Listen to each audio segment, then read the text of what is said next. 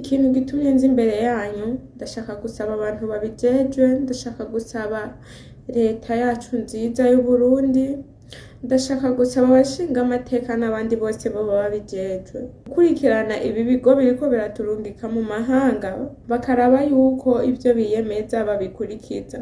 Uno musi Umurundi ariko arashika mu mahanga agatotezwa, uno musi turiko turica taco tuzira, uno musi turiko turagirizwa amakosa tutazi tugatabwa mu mabohero, uno musi Umurundi ariko aranyuruzwa n'ikigo camurungitse ntikimukurikirane. Tuva mu Burundi turungitswe n'ibigo kandi tuzi ko duciye mu mategeko, tuje vyemewe na leta, ariko turashika ino tukagira ibibazo tugaterefona za nimero baduha tuzobaronderako ntibatwitabe, bacumva kuri muri Saudiya baba bagukuvye. Nkibabwira ndafise ikibazo na voice barayisoma ntibakwishura. Kubera iki? Kubera iki ibigo vyaturungitse ata kintu na kimwe biriko biradufasha? Uno musi umukozi araza agasanga aje gukora mu nzu zose z'umuryango, kandi yavuye mu Burundi azi ko afise kontra y'umubosi umwe. Mu gatondo arakoze iyi, sayine bamujanye mu yindi, sasita aragiye mu yindi, rimwe na rimwe ninjya ukazibura ukavuga reka telefone ikigo basi kinsabire n'isaha imwe yo kuruhuka, ikigo kikakubwira ngo wanse akazi, ngo ntabwo ushoboye akazi ntusubire no kubarondera. Baradutuka baraducoza ibitutsi, none asubiramo ngaha mu gihe uriko urababwira ko ufise ikibazo. Mugabo nyoko buja batelefone ko menye isahani, ubwo nyene bakubwira ngo iyo sahani wamenye bazoyigukata, ubwo nyene baratelefonera. Mugabo iyo ufise ikibazo wewe ubarondeye nta kintu na kimwe bagufasha. Uno musi turiko turagwara urabatelefone, jewe numva amagara nkitse ntago nkishoboye akazi, ngo bavuze bagombe bakugurira umuti, bakakugurira paracetamol, nta wundi muti duhabwa usivye paracetamol.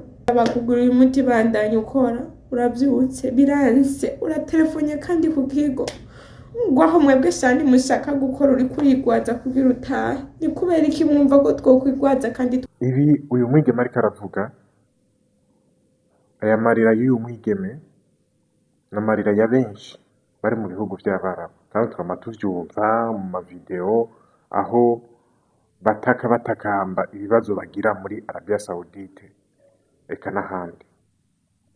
Mu gihugu cacu c'Uburundi iki ni igisebo, aho abana b'u Burundi bagenda kugirira ibibazo mu bihugu vy'amahanga. Ibi bintu birababaje cyane rwose. Muti gute? Mu gihugu cy'u Burundi hari abantu barondera kurya inguvu abandi. Hari abantu mu gihugu cy'u Burundi bashaka kurondera inyungu ku bandi.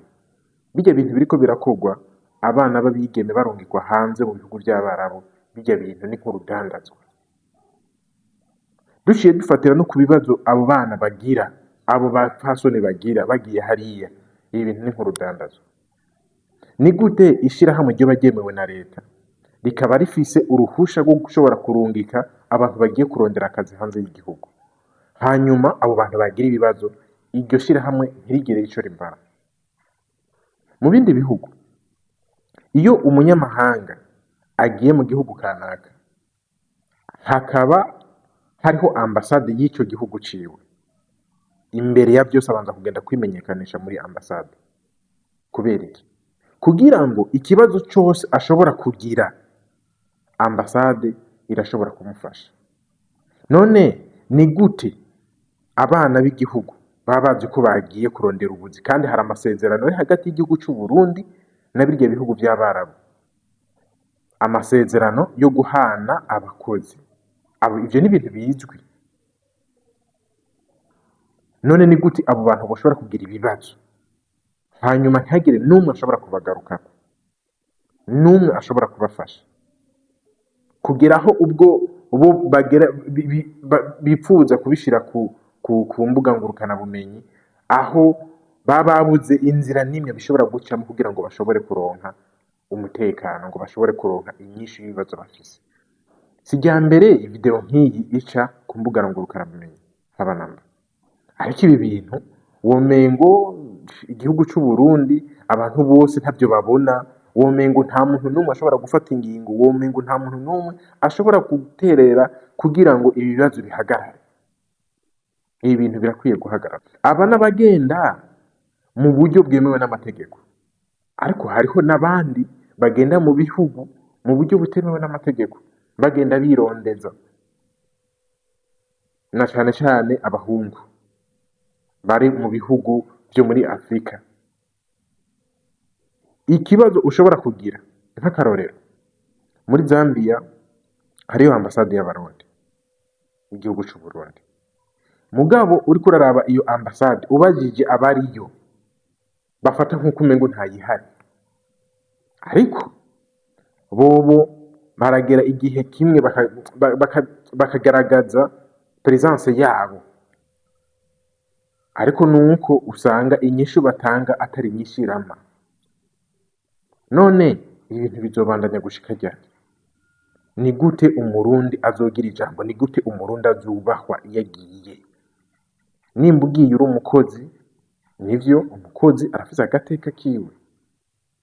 Ni gute umuntu yosinya kontra yo gukora akorera umubosi umwe hanyuma akisanga ariko arakorera ababosi 5 canke 10?